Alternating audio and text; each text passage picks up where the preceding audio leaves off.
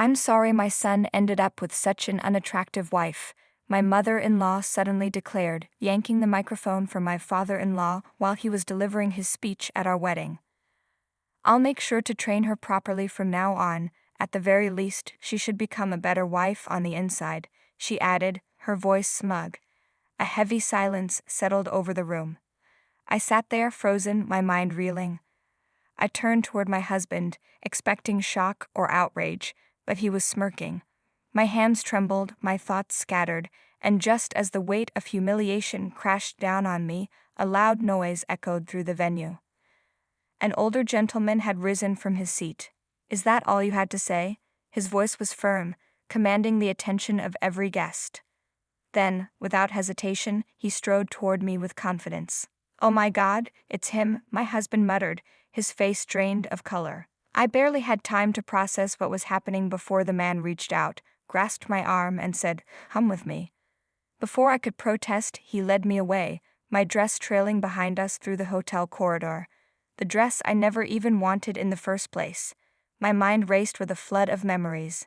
My name is Pearl. I'm 35 years old. I was raised by my mother after my parents divorced when I was in elementary school. In my 20s, my mother fell ill, and caring for her became my priority. Between working and looking after her, romance was the last thing on my mind. Then in my 30s, I met Anthony. He was kind, understanding, and despite knowing about my responsibilities, he proposed to me. We met at work. He was a client, and I assisted him at the reception desk. I hesitated at first, unsure if I could balance marriage and my duties to my mother, but Anthony reassured me. "I know how much your mother means to you," he had said. "Let's be a family of 3. His words moved me, and I accepted his proposal. When we announced our engagement, my mother was overjoyed, but Anthony's mother, Sally, had a completely different reaction. "I'll be upfront, I don't approve of women from broken families," she stated bluntly when we first visited his home as a couple. From then on, every meeting with her was laced with sarcasm. "She's past her prime and she has a sick mother to take care of. My poor son," she would sigh dramatically. I endured her insults for the most part, but one day she crossed the line. "I can handle you belittling me, but don't you dare speak ill of my mother. Anthony was the one who wanted to be part of our family," I snapped. Sally's eyes narrowed. "You probably tricked him into it," she spat. "I did no such thing," I retorted. "Well, your mother must have cheated, and that's why your father left," she hissed. I wanted to fight back, but each time she struck even harder. I considered telling Anthony, but I didn't want to add to his burdens. Then she started meddling in the wedding plans. She even tagged along the day we picked out my wedding dress. "I'll choose the perfect dress for you," she declared. "Mom has great taste. She'll pick something nice," Anthony chimed in. "You're okay with that, right?" I forced a polite smile. I appreciate the gesture, but I want to choose my own dress. "But I made time just for you. I'm so disappointed," she pouted. "Hey, don't upset Mom," Anthony scolded me. She played the victim so well, and he always took her side. But on this, I stood firm. "I'm sorry, but I'll be picking my own dress. It's my wedding, and I want to wear something I love." Reluctantly, she backed off, but I could tell she wouldn't forget this. Then, on the morning of my wedding, she did something unthinkable. "What an awful dress. And that veil. Looks like something from a bargain bin. You'd look better wrapped in a garbage bag with a sale flyer on your head," she sneered when she saw my dress in the dressing room. I took a deep breath, trying to stay calm. "My mother made this veil by hand. We chose the dress together, and I love it," I said. At that, her expression darkened. "A woman like that has no right to be part of our family," she snapped. Then, before I could react, she pulled a can of coffee from her purse and dumped it all over my dress. "Stop. What are you doing?" I cried, watching in horror as the dark liquid seeped into the fabric. I grabbed a towel, frantically dabbing at the stain, but it was ruined. "This is what happens when you don't listen to me," she said smugly. "Luckily, I brought a dress I picked out. You'll wear that instead." She turned and left. She had planned this. She had carried that can of coffee with the intention of ruining my dress. I was shaking with anger. I rushed to Anthony's waiting room, tears in my eyes. "This is unfair. She ruined my dress on purpose." I burst out. Anthony let out an irritated sigh. What do you want me to do about it? She's your mother, I shot back. This isn't the first time. Enough, you're so annoying, he snapped, his voice sharp and angry. For a moment, I was stunned. His face twisted in frustration, but then he took a deep breath and muttered, sorry, I just have a lot on my mind. I exhaled, trying to calm myself. What's wrong? He hesitated, then admitted, my company's CEO is attending the wedding. Apparently, the CEO happened to be at the hotel and upon hearing about the wedding, decided to join after an empty seat became available. This is a huge opportunity. If I impress him, it could mean a promotion, Anthony said. I don't have time to worry about your dress, just do as my mother says. His words stung, but arguing was pointless. So I let it go. The wedding proceeded, and for a while, everything seemed fine. Then the speeches began. Sally took the mic and launched into her tirade, humiliating me in front of our guests. My hands clenched into fists, my anger bubbling over, when suddenly a voice cut through the room.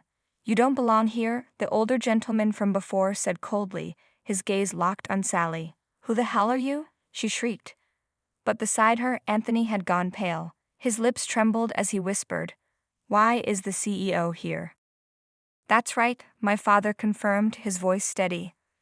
I am the CEO of Anthony's company, and I'm also your biological father. His words sent a shockwave through me. I had always known that my parents divorced due to constant conflicts. They both worked long hours and their arguments never seemed to end. To avoid exposing me to their disputes, they made the painful choice to part ways.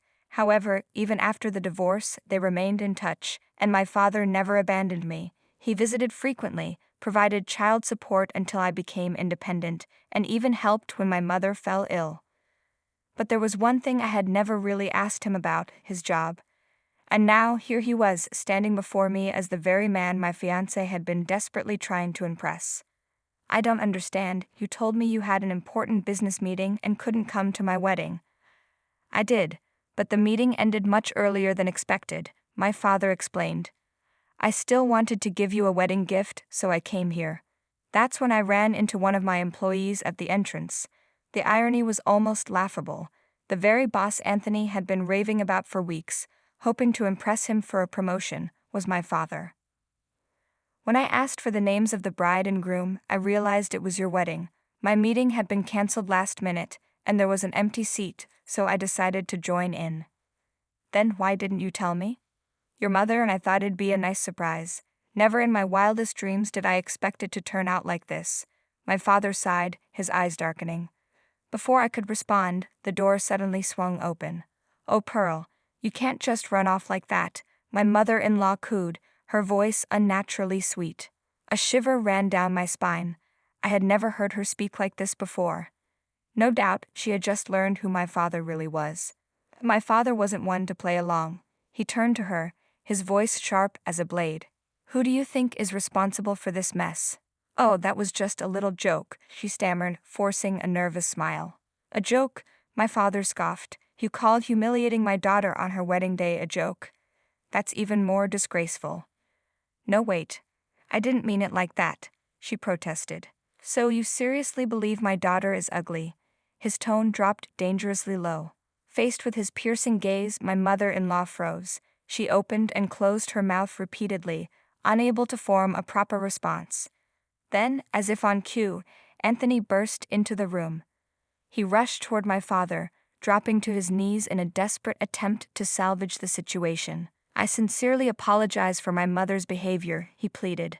But my father wasn't moved. You're apologizing to the wrong person, he said coldly. Anthony flinched and turned to me. Pearl, I'm sorry. My mom acted on her own. I had nothing to do with it. I narrowed my eyes at him. Really? Then why didn't you stop her when she was insulting me? I was shocked. I didn't know what to do.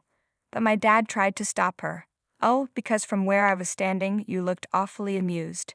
That's just your imagination, he snapped.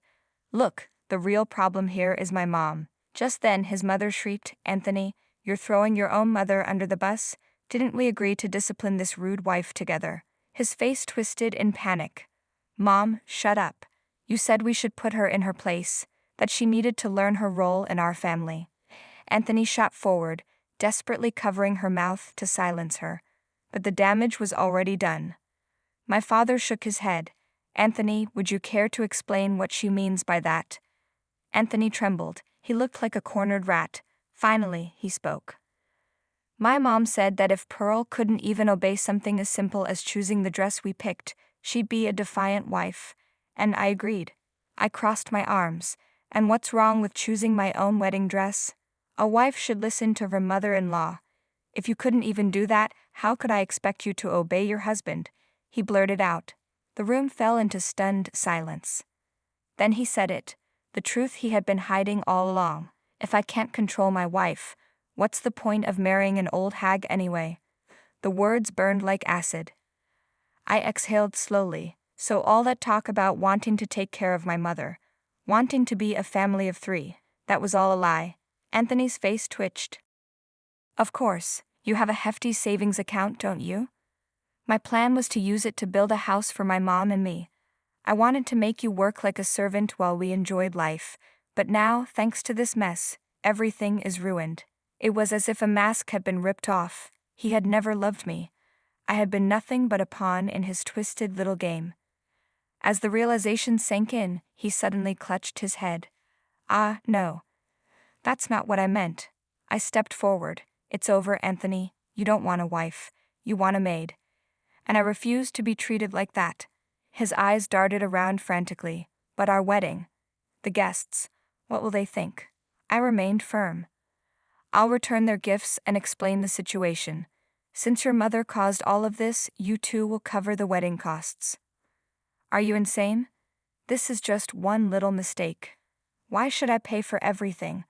I pulled out my phone, pressed play, and let the recordings of his mother's insults fill the room. When did you record that?" his mother gasped. "I'm not stupid," I said simply. "And now I'll be filing for emotional damages." "That's ridiculous. I was just disciplining my daughter-in-law. If you truly believe that, feel free to tell the judge." Her face drained of color. Then my father spoke the final words that sealed their fate. "I'll be reconsidering your position at the company, Anthony." Anthony collapsed onto the floor. "No, please, Pearl, forgive me." I turned my back on him. Rot in hell. And with that, I walked out of the dressing room, free. In the end, Anthony and his mother paid every cent of the wedding costs. He was demoted and sent to a remote branch in Nebraska. His mother was shunned by her family, divorced by her husband, and left with nothing. As for me, I chose to focus on my career. And to my surprise, my parents rekindled their bond, and we now enjoy peaceful family dinners together. I've never been happier. Thanks for watching. See you in the next video. Stay tuned.